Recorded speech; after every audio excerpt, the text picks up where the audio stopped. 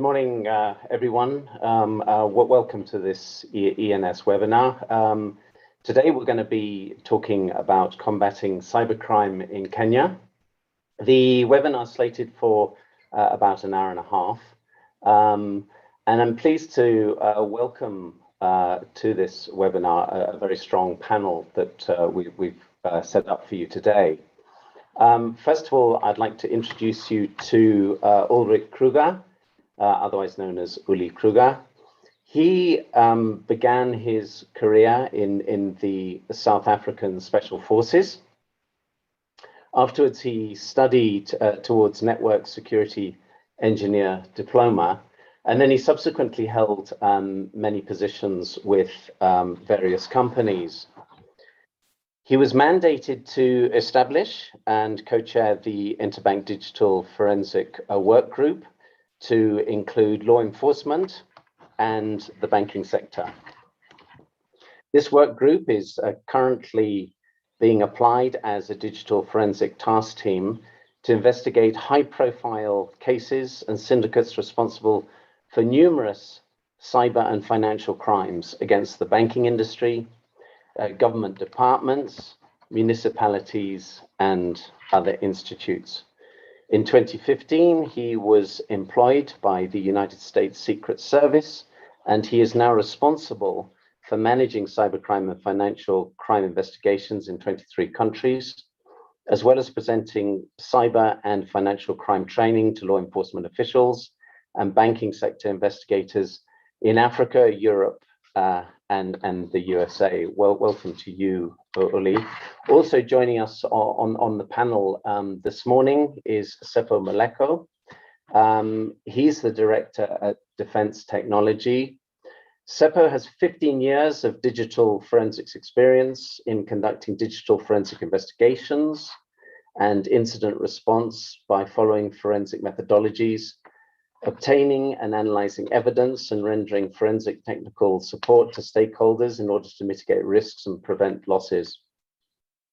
Seppo has extensive experience in detecting and analyzing malware, phishing, and intrusion matters, and other indicators of compromise. He has experience in data analytics and business analysis, using tools to analyze various financial databases, system functionality analysis, and client data that needs interrogation and interpretation to resolve disputes. He's conducted and managed various information security assignments for large and small organizations.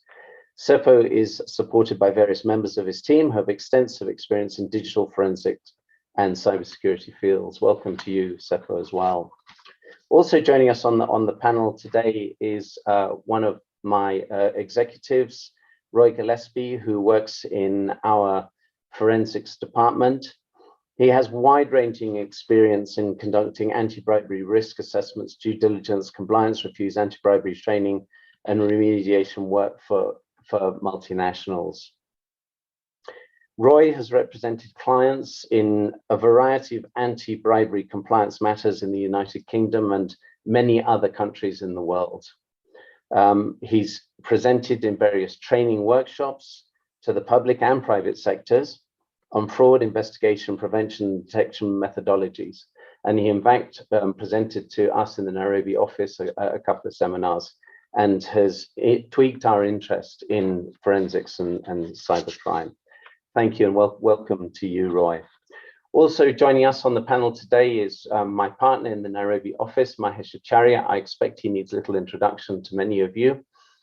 He has well known in the corporate commercial field in the legal world in Nairobi. And he also has other strings to his bow, which you may not know about, including data protection, and he's assisting with cyber crimes. He will be talking to you later on the rules and regulations in Kenya on cybercrime. So welcome to you, Mahesh. Before we kick off, I'd just like to remind you that there is a Q&A box on the screen. If you have any questions, please do put them down as we go along. And my partner, Roy Gillespie, has very kindly agreed to pick up your questions at the end, and we'll have a question and answer session. So without further ado, I would like to hand over to Uli for your presentation. Thank you, Nigel. So I was going to share my screen here quickly.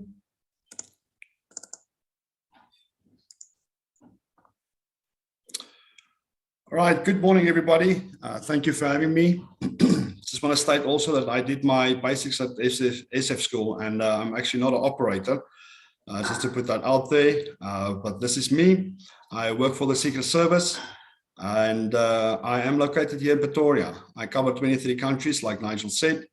And we are basically at this stage, or for the past 5 years, being confronted with the same modus operandi, and we are seeing the same tactics being used, and we have basically identified the groups that are sitting behind this. So for my first slide, the cyber threats that are known to us, point of sale breaches, I've worked numerous of them. They have gone down tremendously in the past few years. We're not really seeing that anymore, specifically in South Africa. Of course, on a global level, you do still see that, and it is very effective to scrape and steal credit card and debit card data. But just to mention that is a known threat. ATM jackpotting, card skimming, data breaches, account takeovers and SIM swaps are still very relevant. And then, of course, also the phishing and the spear phishing attacks. But as of late, we have seen two specific threats on not just a national, but a global level. And they are known as BEC fraud, accompanied by the romance scams, and I'll explain that a little bit later, as well as ransomware. Okay, just move this along. So I'm going to read off the screen. What is business email compromise? Business email compromise is a sophisticated fraud scheme targeting businesses that perform wire transfers as payments. The scam is carried out by compromising legitimate business email accounts through various hacking type schemes. And I'll explain that a little bit later. Once compromised, a fraudulent email is sent directing victims to unknowingly conduct unauthorized transfers of funds. Now, if we can run through the BEC lifecycle and how it actually is conducted and how this attack works. Regular email correspondence is sent between companies, and if I can read again from the screen, email employees use email correspondence to perform regular business duties, which can include making payments to vendors, processing payroll, or various other financial matters. Now, when we come to the interception, there's different methods that's being used for these bad actors to gain access to your emails. One, for example, is malware. Another one, of course, is phishing attacks. And the goal of these attackers are to gain access to your emails and to see intimate or have intimate knowledge of your internal workings, who you're communicating with, who's your debtors, and who is your creditors. As soon as they have done that, they create a spoofed email. There's a few ways to do this, where they emulate the client to start corresponding with the potential victim. One of these methods are actually to register a domain with one character that's off.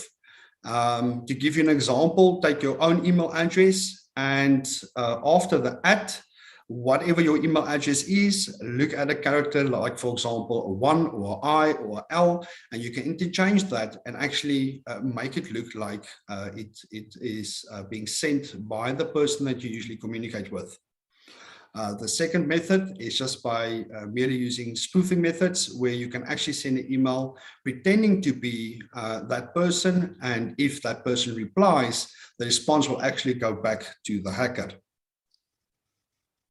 I've discussed that, and to mention at step 4, this is where the bad actors will include banking details where the potential victim must transfer money. Now, if these bad actors will sit and monitor the emails for about a month, they will find that someone is paying or doing very large transfers to a specific company. When they interject their email, they will give the new banking details and request that potential victim to then load that payment and send it to the new bank account that was presented to them. Within 48 hours, of course, that money is then being withdrawn either at ATMs or it is being sent through international bank accounts and I'll explain that a little bit later. So let's put this in perspective. BEC stats. We are seeing, and this is documented, this is actual losses, not potential losses, but we are seeing $300 million of losses per month, with over 900 complaints per day. Now, if you combine the losses of Game Over Zeus, which was very relevant, and it ran for about 2 years, it's all over the internet, and GameCrab ransomware, which was in effect for about a year, BEC actors do the same amount of financial damage in less than 45 days. A lot of people on this presentation or that tuned in should probably have heard about the Sony hack. They were estimated of $35 million of losses. That only equates to 3.5 days on the BEC side. And you can read the last bullet point. But if you look at the IC3 stats, which gives you a very good indication of what's happening on a global level, BEC fraud and romance scams account for about half, to be exact, 44%, but about half of all cyber-enabled crimes currently. So just to look at the stats at the bottom of my slide, financial losses from BEC fraud is 64 times worse than ransomware. Now, I know ransomware is quite relevant. It's all over the news. There's a lot of companies, especially large corporates and government institutes, that's being hit by ransomware, but BEC fraud losses is still way more than ransomware. So what have we found, and who is mainly responsible for these attacks?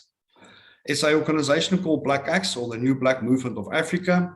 To again read from the screen, just move this to the side.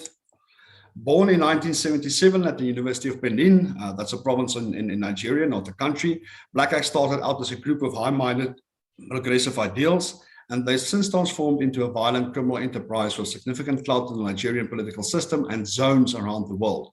Now, when I refer to zones, that is actually their own terminology. That's not a word that I made up or anybody else. These zones are countries.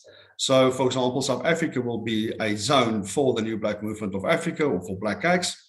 And Italy will be a zone, Germany will be a zone. And these groups will operate within that country and have a formal structure with a leader for the group, which is called the chairman, and other job roles and responsibilities that's dished out to the members that's part of this syndicate. I want to mention a few international takedowns that has happened in the past 2-3 years. In Canada, if you look on my slide on the left-hand side, 18 arrested in a massive vehicle theft ring connected to the Black Axe. That was actually the RCMP in Canada, which is the federal law enforcement agency there, that conducted that operation. At this stage, if you are found to be Black Axe, there is absolutely no way that you will even obtain a visitor's visa. Those members are totally banned out of Canada. On the right-hand side, you'll see the Black Axe Italy zone. The group there was arrested about 2 years ago, or some of those members. We have found that they work with the Costa Nostra, doing mainly human trafficking and drug trafficking, also venturing, of course, into the cyber side of things. But that's mainly the two MOs that they're busy with in Italy. In the past 4 to 5 months, the Italian law enforcement agencies conducted 2 more operations, and they arrested more Black Axe members, which you can also find if you Google a bit and you specifically search for Black Axe and Italy. The picture in the bottom to the right is also from the Italy takedown. And then the article in the news that you see in the middle is actually operation that was conducted 2-3 years ago, Operation Wire, and that was started in the US, and there were initial, I think it was about 30 or 40 arrests that was conducted in California, and that spilled over into an international operation with arrests even affected as far as the Seychelles and Mauritius. of Black Act members that was arrested there. Now, if you look, and I'm going to explain or go through the slides of the money laundering and how they actually launder the proceeds of crime. But these guys have a vast money laundering network that spans the globe. Wherever these guys have zones, they will communicate and request bank accounts to shift the proceeds of crime. And they use various methods. In the past 4 years, we have seen them moving towards cryptocurrencies. And this is where the romance scam victims come in. The romance scam victims are initially set up or found through these members on dating websites. They are being basically convinced that the usual narrative of a construction worker or a US Army officer is stuck somewhere, and this virtual lover of them, if I can call it that, then request funds, either for tax purposes or buying a new excavator or whatever the reason might be. We have seen romance scam victims lose their houses. We have seen them lose their businesses, their life savings. We have even had victims that have committed suicide, which is very unfortunate. And I know a lot of people would say that, how can you be so stupid? But if you know how these guys actually communicate with these victims and what they tell them, and the scripted text that they send to them, you will understand why these people fall for it. And these members from the syndicate will, through these scripts, convince these people to basically take out loans on their houses, borrow money from family members, do anything to fit the narrative. For example, we've had victims that was told that the lover was arrested at some airport and they have to pay for bail.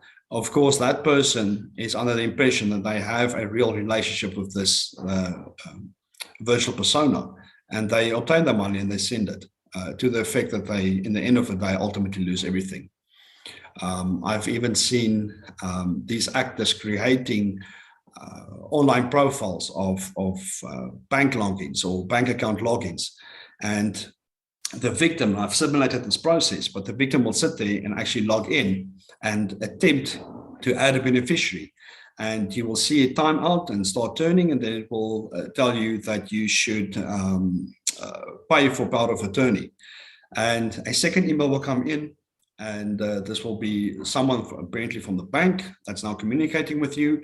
And this person will tell you to pay $20,000. Of course, the victims fall for that. They do pay it because the whole website seemed legit. And these are the methods that these guys use to convince these potential victims to fall for this MO. Ultimately, these victims, after losing a lot of money, I've seen losses up to, if I can convert to dollars, up to $1.3 million per victim.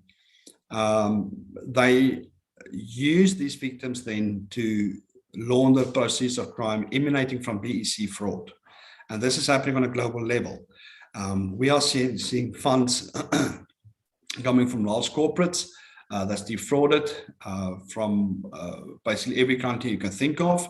And very quickly that money will jump the border. It will be sent to bank accounts in other countries. And we've specifically seen Turkey, Hong Kong, and Mexico recently. That's on the map. And that's being used with bank accounts in those countries to further launder the proceeds of crime. Romance scam victims specifically, we are also finding that they convert the funds into, or the fiat into cryptocurrencies, and then start moving the crypto to different crypto wallets. Right, so this slide is just to show a few members that was arrested in the past few years. In the top left corner, Hush Puppy, he was arrested in Dubai with the assistance of the Emiratis, and the operation was conducted by the FBI. One of the most significant members and BEC actors that was recently arrested. He's currently in jail in the US and being prosecuted. On the right-hand side, there was a member called Okeke, and he was arrested in the US. When he traveled there, he was actually presented on the Forbes magazine for being, or for the 30 under 30 upcoming millionaires in Africa. He was also a very significant BEC actor and conducted numerous BEC frauds. The individual that you see in the bottom right is called Momfa. He was arrested by the EFCC in Nigeria. Also operation that was initially conducted by the FBI. Also a very significant member of this group. Online, you will find a article that speaks to the top 10 Yahoo boys. And these members are actually portrayed and their wealth is being flashed, and there's a little piece that's being written of these top 10 Yahoo boys, and two of these members here, Hush Puppy and Momfa, is actually on that list. Now, to come to the money laundering tactics that these guys use, unwitting money mules, which I've spoken to, romance scam victims, work from home scams, etc. These people are being set up to assist in the laundering process unknowingly. The use of money mules to set up domestic shell companies and bank accounts in different countries and in different zones. We have, of course, seen that money launderers on a global level are contacted by this group and do assist them in laundering the proceeds of crime, specifically from BEC fraud. These transfers run into the millions. The biggest one I've seen so far in dollars was $7.2 million, which we've stopped as soon as it hit the Hong Kong bank accounts. But I have heard of larger transfers, but just to show the effect and how effective it actually is to do BEC fraud, and why it's such a lucrative modus operandi. With the romance scam victims, we of course also see Western Union, MoneyGram, and postal money orders being used to shift smaller amounts of money. And then, of course, luxury items that's being purchased in one country and then being shipped off to another country to be sold there, which is another method that's being used to launder the proceeds of crime. International based shell companies, again, that fits into the international money launderers, money going through Hong Kong, China, and Africa specific, Turkey and Mexico that I mentioned earlier. But we are ultimately seeing that the bulk of these BEC proceeds of crime is ending up in Africa. And then, of course, the use of virtual currencies. They are attempting to make it harder for law enforcement to trace it. We are unfortunately very effective in tracing virtual currencies and seizing that money on a global level. But for the past 4 years, we have seen that shift from doing your Forex transfers or your EFTs and your SWIFT transfers towards crypto. Now, I've mentioned ransomware before. I just quickly want to touch on ransomware because it's quite relevant. Apart from BEC fraud and the romance scams that's being conducted, I'm going to read from the slide. Ransomware is a type of malware that prevents or limits users from accessing their systems, either by locking the system screen or by locking the user's files until the ransom is paid. More modern ransomware families, collectively categorized as crypto ransomware, encrypt certain file types on infected systems and force users to pay the ransom through certain online payment methods to get a decryption key. Now, of course, for any institute that's being hit with ransomware, it's devastating. We are in the digital age. We don't work with paper anymore. Our companies or companies run on digital data. I mean, you can just imagine if a company is hit with ransomware, you don't know who's your debtors or creditors. You can't see who owes what money, what invoices being paid. Your intellectual property is being locked down. Your communication is being locked down. You can't have access to your emails.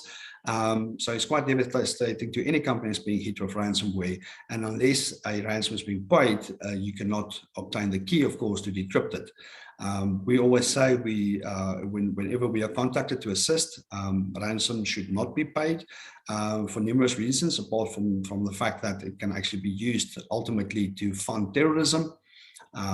There are methods to decrypt ransomware, especially with the older versions where there's already public decryption keys, but it all depends on what strain was being used to attack the company. And then my last slide speaks a bit to countermeasures. I don't specifically know who tuned into this presentation, but if I think this is a good takeaway for anybody that's doing investigations or who is employed at your company to actually counter these type of risks. If we look at the email environment, and speaking to the next bullet point, the awareness training. It's very important to do with, excuse me, it's very important to do awareness training with your financial department, but also with other departments, and to explain to people that they should not just click on attachments. You will find that malware can be hidden, or macros can even be hidden in Microsoft Office documents. Malware can be hidden within other documents like Excel spreadsheets, any MS Office documents actually you can think of. So number one rule is do not click on anything that you think might be malicious. These actors go as far as hiding malware within, for example, email that will come from DHL. Everybody gets excited and they think, you know, there's a package that's waiting for me. What can it be? And they click on it and instantly their computer is infected.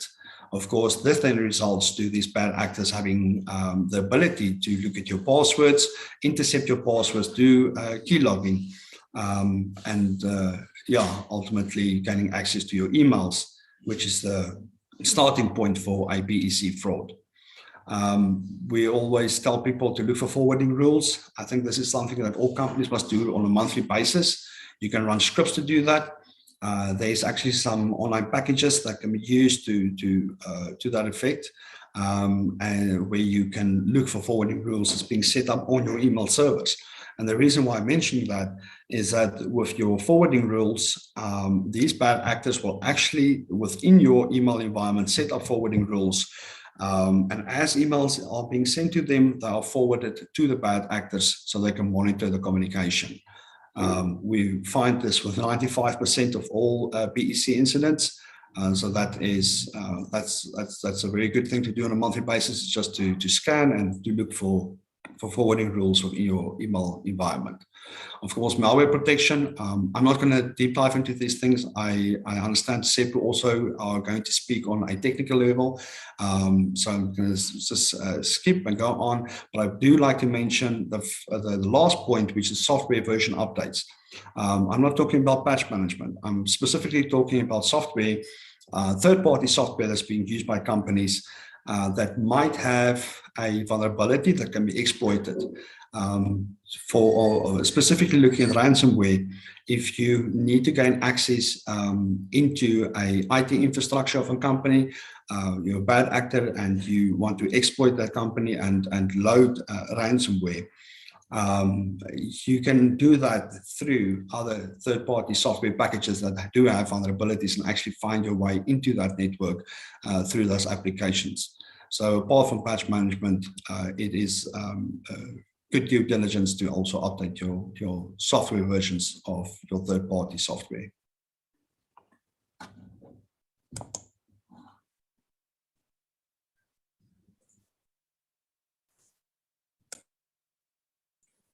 Thanks very much, Yuri. That was very interesting. I've got a question for you. In South Africa, what we're seeing is a very low recovery rate in terms of the funds that are misappropriated in these scams. And we're also seeing a very limited response from law enforcement in terms of arrests and prosecution. Notwithstanding the matter you were involved in a few weeks ago, the large number of arrests that were made in Cape Town. What are you seeing in other jurisdictions like Kenya? Are you seeing a sort of the same type of a limited response and recovery rate? All right. Kenya is actually really effective. I actually wish that law enforcement in South Africa can work as fast as the guys over there. We were really impressed, specifically by the Reserve Bank, if I can call it that, in Kenya. That was very, very effective in stopping funds, blocking funds, and seizing it. I would say that was basically our experience there. I would like to mention around Kenya that we have found that Black Axe or the New Black Movement members are active in Kenya, and we have identified members that is operating in Kenya. Thanks, that's encouraging. I'm now going to hand over to Mahesh.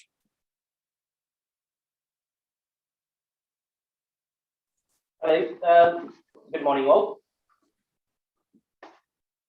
I will not repeat a lot of what Ulrich has covered, but I'll try to give you a high-level overview of the state of cybercrime in Kenya and touch on the legislative aspects that are available in country. But to bring the conversation into context, it's important to realize that Kenya is increasingly becoming a playground for attackers. And I do not mean just inward attacks into organizations based in Kenya, but having homegrown criminals who are attacking foreign organizations. I'll give an example. I think it was probably last year or mid last year when a group of cyber criminals based out of Nairobi attacked the Fairfax County government in the US and managed to defraud the county of about $500,000. And funds were wired to a bank account in Texas. And within 48 hours, the funds were in Nairobi. So this kind of brings home the fact that your attackers are not just out there, but just within close proximity. Kenya is also regarded as the Silicon Valley for the Horn of Africa, and with over 230 digital service providers and a tech hub that's worth over $1 billion, we are becoming increasingly prone to all these attacks. Likewise, in the last 24 months or so, digital transformation has enhanced service delivery and catalyzed innovation. But with this catalyst, obviously, comes a wider net and a wider platform, which is then exposed to cybercrime. From recent statistics in the market, the largest threats have been ransomware, which Ulrich had touched on, malware, and phishing. So those are the three largest cyber crime concerns in the country. In a recent report from the National Computer Incidents Response Team, this is a team that has been set up by the Communications Authority, within the Communications Authority, as a point of contact for cyber security matters. And the team reported 38 million threat events in the last quarter. This is June to September, which increased by 37% compared to the previous quarter. So you can see the speed at which these attacks are coming in. And these are only just the reported cases, and you can imagine how many there are unreported. The team also issued 26,000 threat advisories in the same duration, and attributed most of these threats linked to IoT devices. These are Internet of Things devices. Essentially, if you look at your home or your office environment, pretty much every single device is connected to the internet. So this then widens that net. Gangs and criminals using more sophisticated software. And the third entry point that we are seeing increasingly becoming prone are your mobile phone devices. The other trends that are reported in Kenya from a cybercrime perspective we're seeing a significant increase in closed devices, accessing closed systems. So with COVID-19 and many of us are working from home, working remotely, we now have an increased number of devices that are connected to systems, and therefore opening up that system to attacks. This also comes through infected apps, applications that one downloads on their phones, on their computers, which then carry this malware or trojans. Another area that is of concern, particularly in Kenya, is cyberbullying. I know it's not directly linked to cybercrime, but it's an area that the CIRT team is very concerned about. So cyberbullying through social media, and it's an area that they are focusing on, particularly in Kenya. And then credit card fraud and e-skimming, which still continues to be a problem for most banking institutions, financial service providers, payment systems, and so on. From a legislative perspective, we have Cybercrimes Misuse, Computer Misuse Cybercrimes Act, which is the primary legislation through which cybercrime is regulated, governed, and prosecuted. As early as last week, the National Computer and Cybercrimes Coordination Committee was launched. It is expected this committee will take over the functions of the CIRT. There is a bill pending in Parliament to amend the Act, which potentially gives this committee wider powers on prosecution, investigation, and forensics.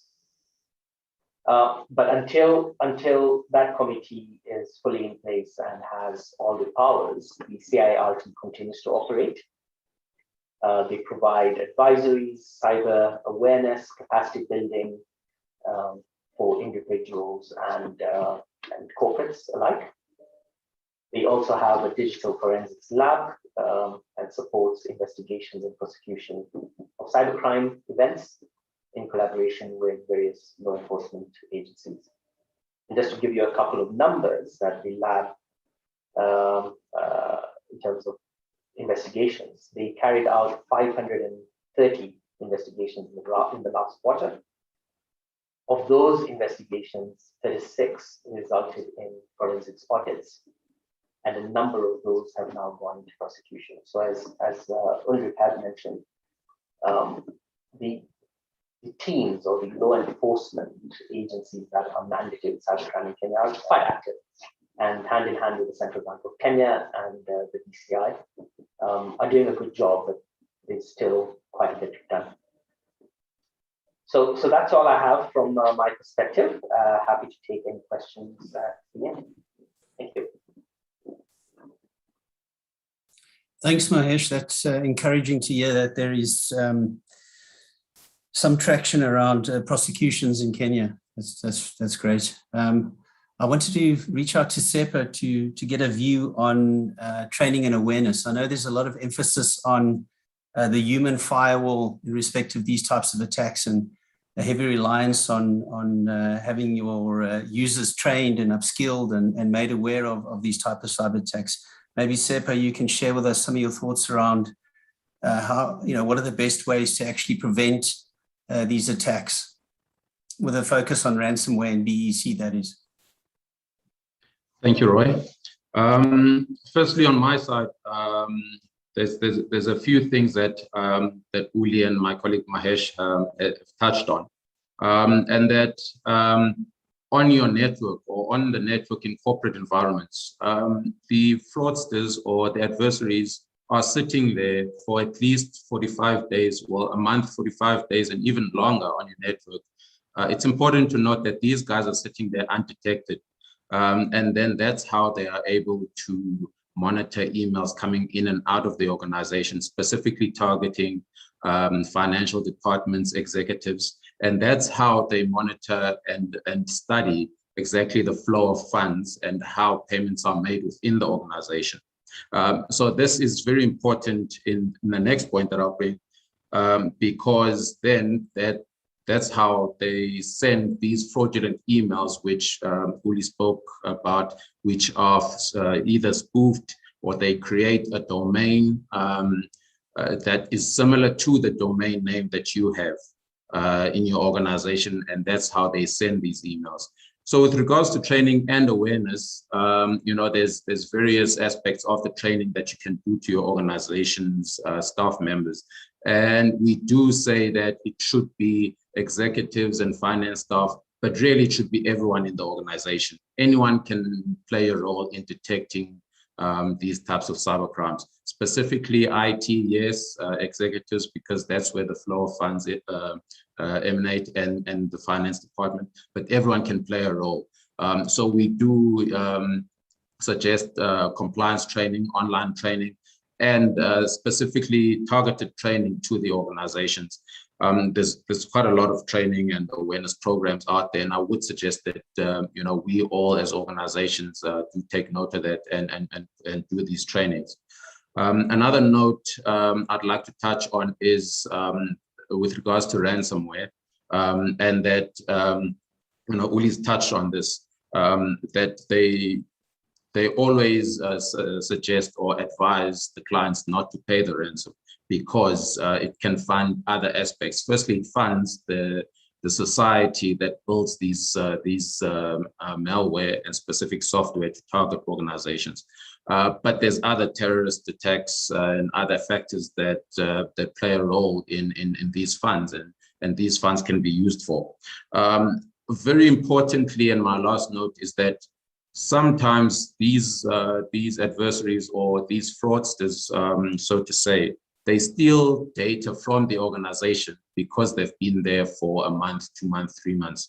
They steal this data, and then in the ransom note, they would say that, look, if you don't pay us, we'll publish it. So they don't only just lock the files, and it's a bigger risk because there's client data, there's personal data. So I think we can all play a role as organizations in training and in awareness, and in performing training and awareness to the organizations, to the organization staff. Thank you, Roy. Great, thanks, Sepa. In terms of the bank accounts used for the money laundering, what we're seeing on our side, Uli, and maybe you can comment in terms of the spread of countries, the 23 countries that you work in, we're seeing the syndicates using the mobile phone apps to open up the bank accounts, which, that allows them to open up the bank account without having to go into a branch of the bank and actually interact with a bank manager or a teller and open the account. Is that a modus operandi that you're seeing in other jurisdictions as well? Roy, yes, we are seeing that, and of course, with these guys shifting the funds, they would try to anonymize it as much as possible. But we're also seeing that they are asking citizens to open up bank accounts and then pay for those bank accounts, handing over the cards and giving them the PINs, also giving them access to the online banking profile. So we are also seeing that. That is usually with smaller transfers. The larger transfers, we see that it's actually Black Axe or New Black Movement members themselves that's doing that. That's opening up those bank accounts, or having their wires in those countries. Now, we're seeing a lot of marriage of convenience for these members to get citizenship in these different countries, or zones as they refer to it, and they're using those females and their friends to also open up bank accounts to launder proceeds. But it's always a case of them trying to anonymize these accounts and to effectively transfer funds, not just on a national, but an international level within 48 hours. Yeah, we're also seeing approaching university students and purchasing their bank accounts from them a small fee, and then gaining access to their bank cards and online banking, which is also a common modus operandi. Just another question, Uli, from the participants. It's in respect to the Reserve Bank in Kenya. They want to know what was the role of the Reserve Bank in Kenya in your investigation, given the fact that cryptocurrency is not regulated in Kenya? Yeah, so cryptocurrencies are actually not regulated anyway. Well, there's some regulation, I would say, specifically in South Africa, we are seeing that the FIC is, and the Reserve Bank, there's some form of regulation. On a global level, we are seeing AML and KYC being instated. With all of the global cryptocurrency exchanges and our working relationships with them, they can usually provide us all that documentation on request. So you'll have the person sitting there taking a picture of their face with the identification document. They will also, of course, track a lot of stuff, which is quite interesting, much the same as the banks do. But Tembeka, to answer your question, I haven't had any experience apart from fiat with the Reserve Bank in Kenya. Looking into crypto, my investigations haven't really spanned into crypto running through Kenya. And to be honest, that's mainly because we just can't chase down every investigation and follow every lead. We try to build the biggest case as possible and go for the head of the snake. But what we usually do is we contact that crypto exchange. Usually they've got a law enforcement outreach person or some form of support, and we make contact with them directly. And usually it's just an ask. And if they are willing to assist us, initially just by exchanging intelligence, later, of course, being followed up with legal processes, but that will usually also be the FIC or FIU within that country that sits behind that process and that will assist and support that request from our side to at least do it in a legal manner. About 3-4 years ago, it was really difficult, but I must say I was quite surprised to see all these currencies or crypto exchanges on a global level, the willingness to assist law enforcement or just assist anybody in general. They do understand that they have a responsibility when it comes to AML and KYC, and that the financial instrument can be used to launder proceeds of crime and fund numerous things like human trafficking, child pornography, terrorism, anything you can think of. So I must say we've had a really good experience so far. And criminals, although they think their transactions are anonymized, it's actually totally the opposite. Thank you, Uli. Maybe a question for Seppo. If an organization does become victim to a ransomware or one of these BEC attacks, what should they be doing within the first 24 hours? How should they initially respond to these attacks? Roy, thanks for the question. Normally, prior to anything happening, we do advise our clients to have various processes and procedures in place.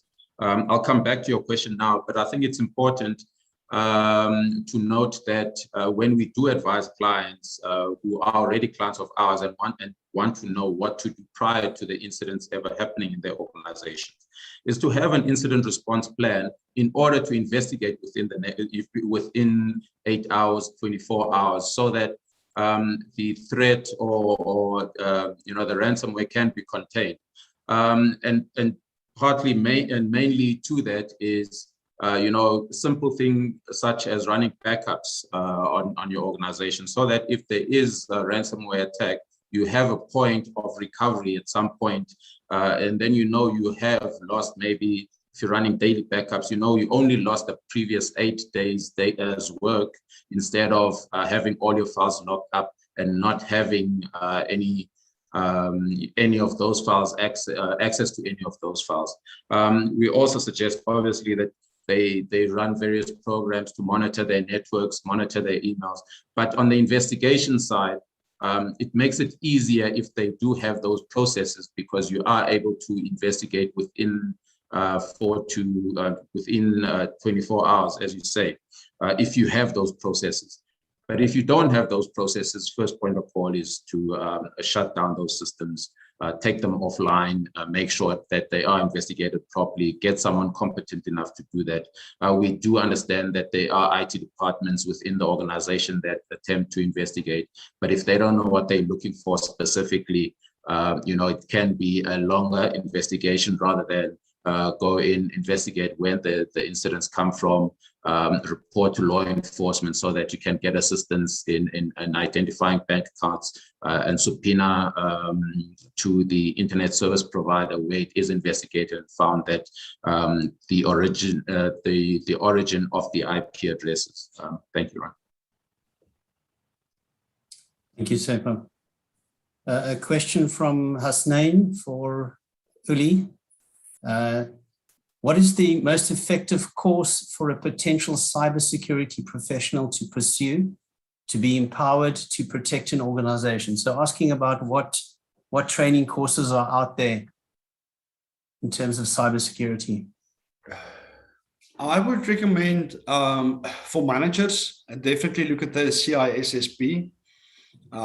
That's if you look at job advertisements on a global level, that is basically the qualification they are looking for.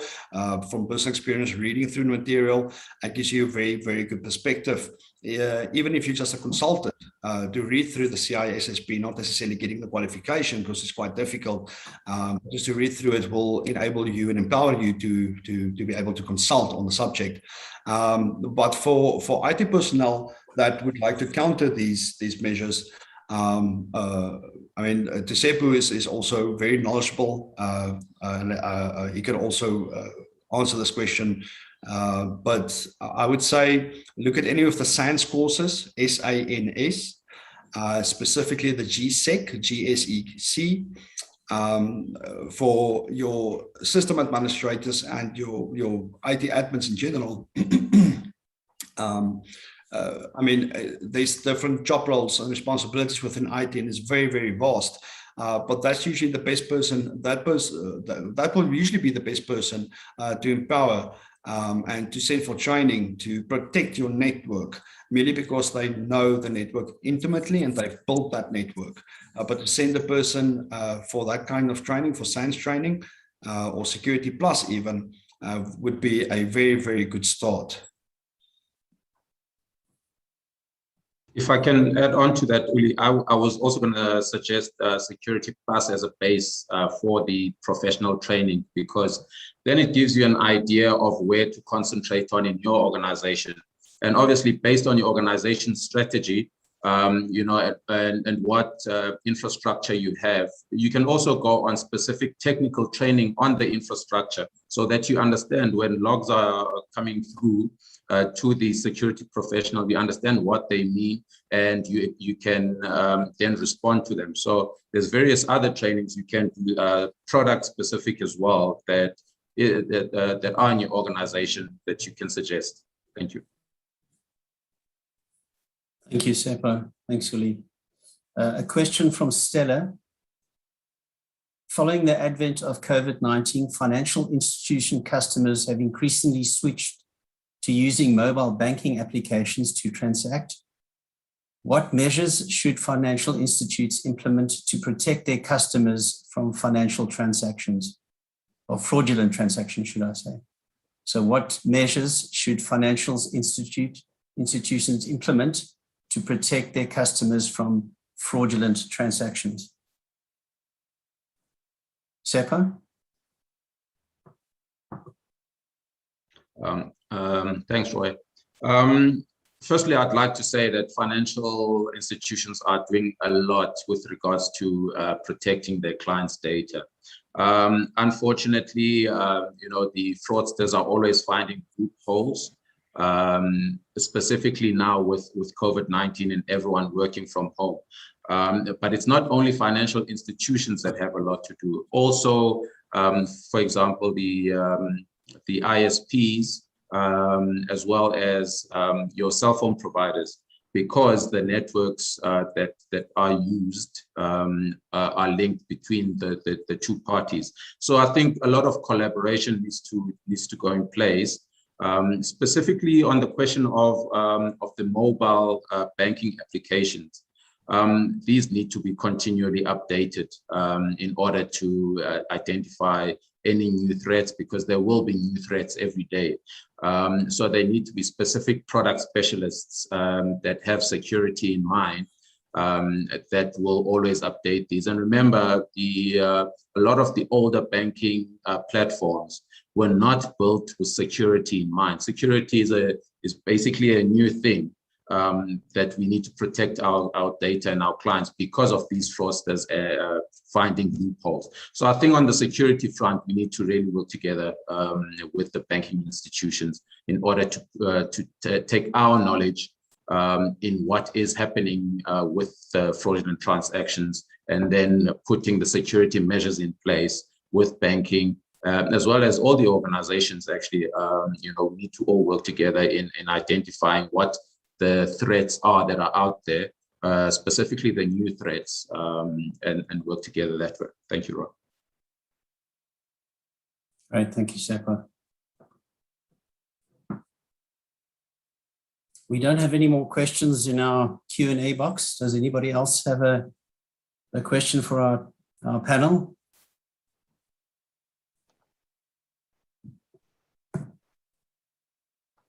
Yes, Roy, actually, I've got one question from where I'm sitting and listening into this discussion. Fascinating stuff. Seppo was saying, financial institutions have very sophisticated systems in place these days to try and combat this cybercrime. But it seems to me that they're often dealing with very sophisticated operators out there who are trying to hack into their system and so on. Would it be fair to say that the hackers are always going to be one step ahead of these systems, or is there a way in which the banks and financial institutions can stay ahead of them? That's an interesting view. Uli, do you want to give us your thoughts on that, or Seppo? Or are we losing the battle? Okay. Look, on this one, there's one aspect that Uli mentioned, and I think we may have all missed, but it's one of the most important points here, that there's a threat of insider, there's an insider threat level within banking institutions, within our organizations, that we haven't even touched on. There are people within our organizations that are assisting the fraudsters as well for huge financial gain. We've seen this, we've always seen this, that the insider threat is one of the biggest aspects, because the fraudsters would approach someone that has intimate knowledge of the company's networks, that has intimate knowledge of the banking systems, and they would sit there with them and tell the fraudsters that, look, if you do a transaction this way, it is not detected in our systems because of their knowledge. And then later on, once the banks pick up that aspect is the fraud is happening that way, and then they would only react to it. So at the moment, we are all reacting to the fraud. Uli, do you want to comment on that? Yeah, Seppo, totally concur. And the thing with security is that people, it's like someone is breaking into your house. You only find the vulnerabilities after they broke in, or when you put up burglar bars. You think you're safe until you realize there's a threat, and then you have to put measures in place to counter that. So I would say, yes, we're always playing catch up, but of course, staying abreast of these modus operandi, knowing how they circumvent security, and knowing how these groups conduct themselves, how they operate, just staying ahead of the game is the only way to win this, to ultimately mitigate the risk for your institutes and the banking industry, the financial industry at large. The only way, we will never be a step ahead, to be honest. And that is why we're having these presentations and brainstorming together. Yeah, no, thanks for that answer. I mean, Seppo, you actually touched on it. My other question was to try and get a feel for the percentage of these crimes that are happening within the organizations. You did touch on it, and you said that's one of the easiest ways of these guys getting in. Did you have any figures to hand on sort of percentages of where this all starts? I don't have specific figures at the moment, but it's quite prevalent at the moment. Uli, do you have maybe any figures to share on that? The CBNI is very difficult because when you look at the law enforcement environment, if you look at people that's actually tracking this on a global level, people have different names for the modus operandi. One will speak about business email compromise, another one will speak about account takeover fraud. So it's difficult to have a centralized stats. I personally like to go off the IC3 stats because I see South Africans. I'm seeing people from all over the world that's actually logging into that, putting down complaints, and it shows actual losses, potential losses. It shows how this whole attack played out. So I would say to get a global perspective on cybercrime, the IC3 stats, which is a yearly report, and then also, of course, all these other reports like Kaspersky, who's actually got, I mean, they've got intimate knowledge of what's happening on computers merely because they've got their antivirus deployed on so many users' computers. They also have a very good report on a yearly basis. And then, of course, looking at Interpol stats, who draw their stats from different law enforcement agencies from different countries, also a very good indication. But I haven't seen one report that basically ties everything together. So if you guys are looking for stats, I think that's the best way to go about it. Thanks, Billy. Thanks, Seppo. Back to you, Roy. We've got one more question, Nigel. A question from George. He's asking, in cross-border transfers, which we approve by email, is there any second check we can do before we approve the payment for a supplier you've paid several times before? And I suppose one of the best checks to do, George, just from my experience and the cases that we've investigated, and we'll get some input from Seppo and Uli now, is to pick up the phone and actually call the supplier if you can, and speak to somebody that you've dealt with there previously, and make sure that the email you received is from that supplier, one, and two, the bank account number that you're paying into does actually belong to that supplier. As far too often we have clients who are victims who responded to an email believing that the email is being received from the legitimate supplier, and the change of bank account details are legitimately requested, when in fact it's a manipulated email domain with a fictitious change of bank account letter. Seppo, do you have anything on that? Yes. Firstly, email shouldn't be the only medium of communication with your suppliers, because email in itself, when it was built back in the day, it wasn't built with the security and the checks in mind. Hence, the email providers do try and update their software, but it wasn't specifically built for that. And secondly, Roy, you're right, picking up the phone helps, but if you know that you are receiving change of bank account details, there should be other methods of authenticating the supplier. I think prior to that, you should have a detailed manner, detailed protocol and controls in place that you put to your suppliers in your vetting process, for example, to say, look, if there's any changes in banking details, we will need to confirm this telephonically or on a conference call with 3 people, maybe the CFO and one other executive that would need to confirm. But controls are definitely required for that to happen. We can't just work on email. Thank you, Roy. Right, I totally concur with both Seppo and yourself, and and that's more speaking to BEC fraud. But when you also think about the ransomware attacks, and this is why awareness creation is so important, and awareness training within your environment. It's a combination of social engineering and cyber-enabled tactics that's being used here. And if your weakest point is your insider threat, someone that's compromising the systems by clicking on an email or clicking on an attachment or clicking or giving away credentials through a phishing email, I would say that's the best starting point. Is just simulating the process, and this can actually be fun. When you, for example, send out phishing mails even before you start the awareness training, and get people within your organization to click on it. I have a little dashboard and they show, but this person actually clicked on it and they gave away the credentials. You are the weakest link. So it can actually be a very fun exercise, but to look at doing workshops and creating awareness through training within your organization, I would say that is definitely the best step to take. Mm-hmm. Yeah, that's definitely an interesting approach. Thank you, Uli. Thanks, Seppo. Another question from Stella, follow-up question.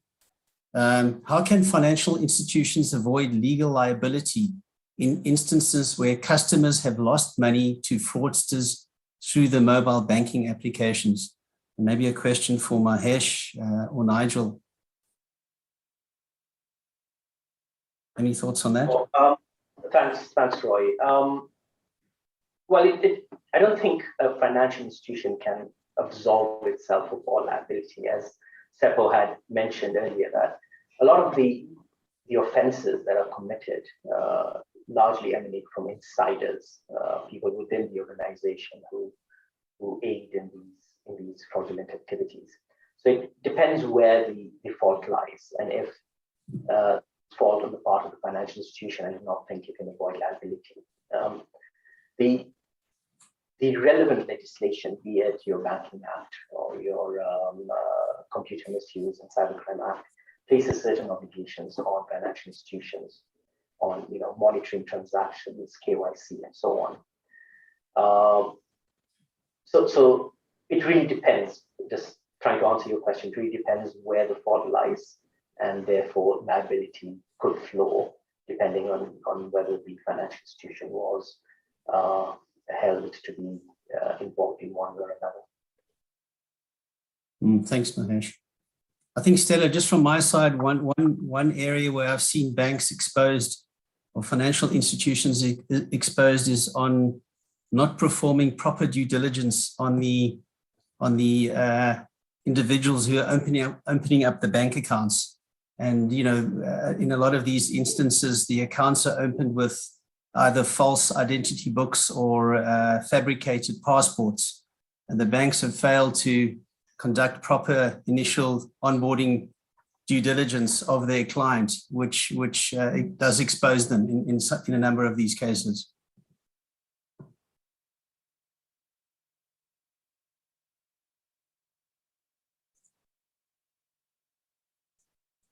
Thanks, Nigel. I don't see any more questions in our chat box. Let me just double check. One more here from George just come in. Oh, no, that's one we've answered already.